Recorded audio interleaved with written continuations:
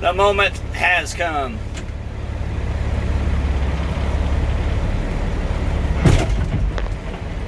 I just hooked to the trailer that I rolled over. So, this here is kind of some old clips that I've gathered along the way from the time I rode Old Blue over and wrecked the trailer and the truck and everything.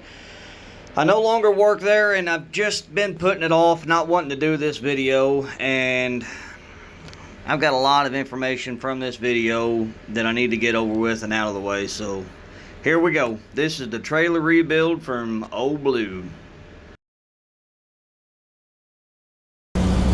So this morning, we've been rained out for 2 days now. I'm gonna go back here and I got one more stake on my wrecked log trailer I gotta get torched off. I'm gonna go back here and get it cut off and get the trailer, I think, pulled in the lower shop. We're gonna try to get that thing done this week. This will be the second wave of rain that we've had shut down for about a week in a row. Not consecutive, but different intervals.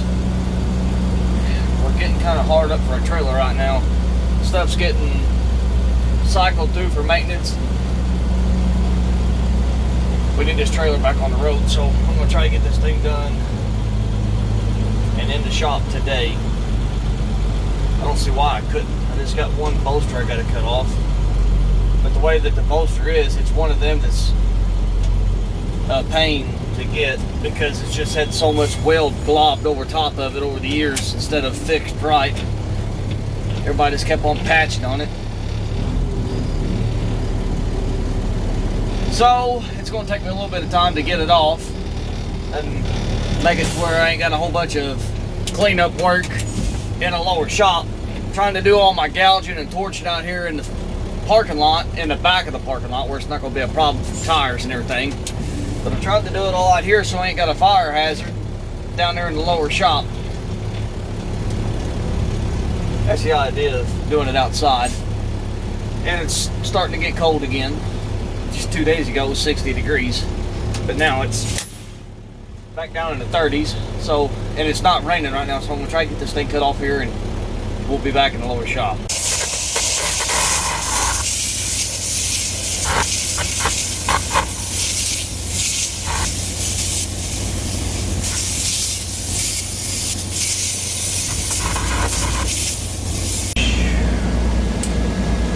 Got the trailer done just in time. It's starting to rain again.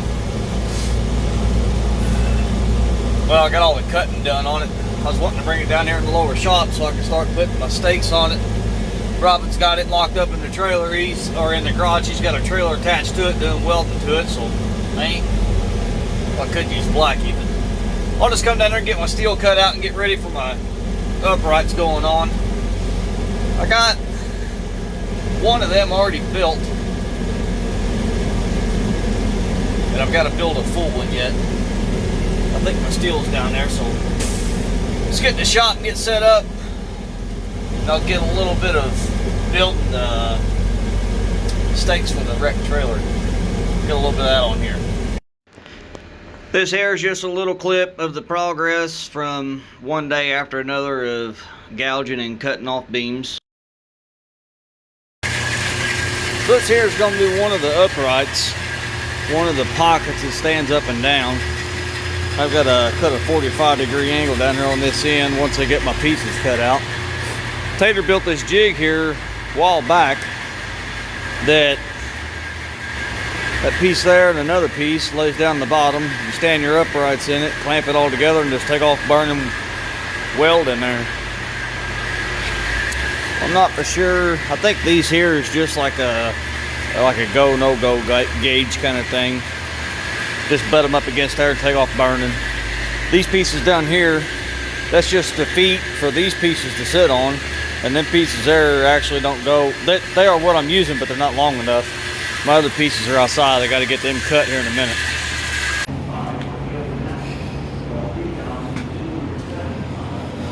Gotta get a clamp, pull these two together.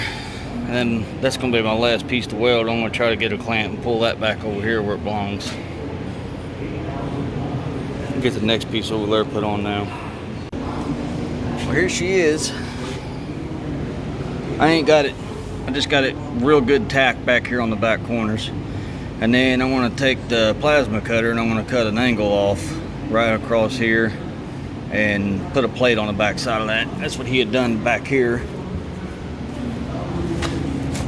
Just makes it look a little better than just coming out square and blocking it off.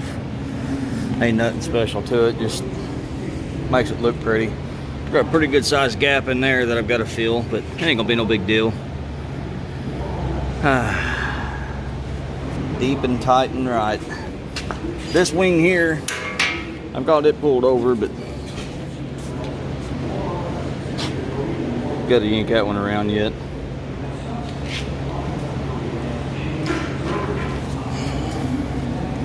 Pretty straight.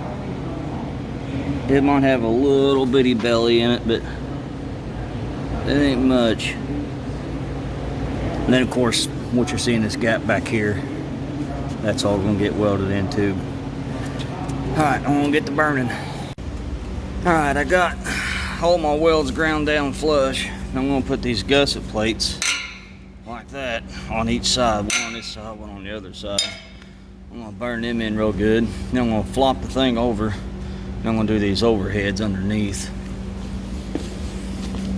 Then I went ahead and cut my angles on there, so I gotta get my caps, put them on. I gotta heat this wing up, pull it back over here where it belongs, burn it in. I gotta burn the other side in. So when I get my gussets on, I'll come back and show what they look like. These next clips here is just some progress along the way, showing them gusset plates where I married the two halves together. Got the log bolsters up on the trailer, starting to burn them in. Built the chain boxes from scratch. Just a little bit of clips that I just took that I thought might interest somebody along the way through the progress of rebuilding this thing.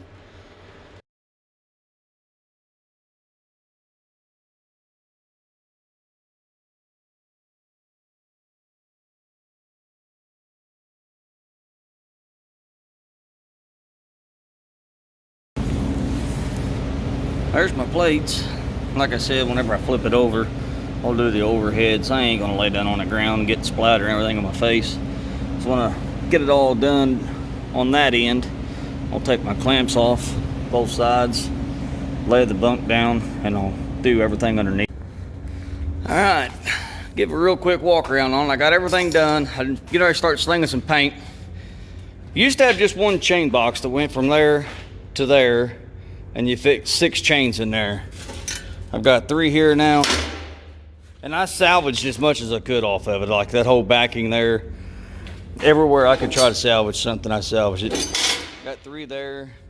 It's got the perforated hose in the bottom so water drains. I did the chain boxes like I did on Tater's truck. Put the chains on there so if we get out somewhere and we have to leave a trailer, we can padlock them up, they don't get stolen. Dang it, I gotta extend this yet. This here actually hits when you're cranking. I gotta extend that yet. This here was the new bunk. It's all heavy. That's 3/16 wall, I believe. Yeah, it's 3/16. It's 2x5 by quarter, I believe. I got the 45-degree angles up top. I'm kind of really nervous about this. Tater said that there's not going to be an issue at all, but this is the most structural welding I've ever done. I'm kind of nervous. Not gonna lie. Then my headache rack. There wasn't a tube down there before to match that over there. Not really sure why. Shaved all that off, redone it. New up top.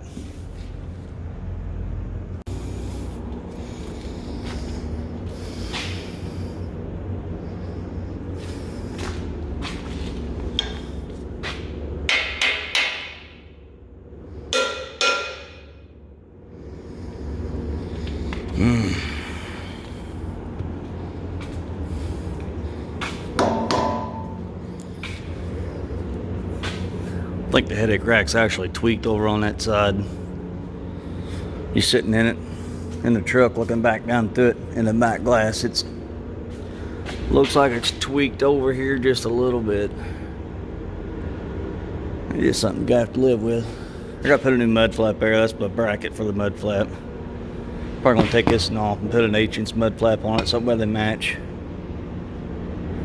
I'm gonna go for and sling some paint. It's done sweated in now. Get to it. Got 1 gallon on it.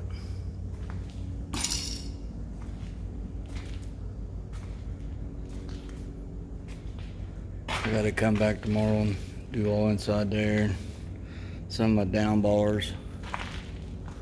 Getting around the headache rack a little better. But that there's gonna wrap her up for one day. Tomorrow should be the last day.